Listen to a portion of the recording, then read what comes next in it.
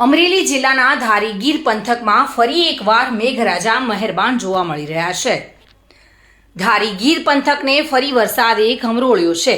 ધારી શહેર સાથે ગીરના ગ્રામ્ય વિસ્તારોમાં પણ ધોધમાર વરસાદ ખાબકી રહ્યો છે। ગીર પંથકમાં સવારથી જ વરસાદી માહોલ જોવા મળી રહ્યો છે। હવામાન વિભાગની આગાહી મુજબ ધારી ગીર પંથકમાં ફરી મેઘરાજાનું આગમન થયેલું જોવા મળી રહ્યું છે। ધારીના ગીગાસણ, કુબડા, શિવડ, બોરડી, દલખાણીયા ગામોમાં વરસાદનું આગમન થયું છે। ધોધમાર વરસાદથી ખેતીના પાકોને સીધો ફાયદો થશે। જોકે આ ફરી વરસાદના આગમનથી જગતનો તાત ખુશહાલ જોવા મળી રહ્યો છે। સંજય વાળા સાથે bureau report, today Gujarati news.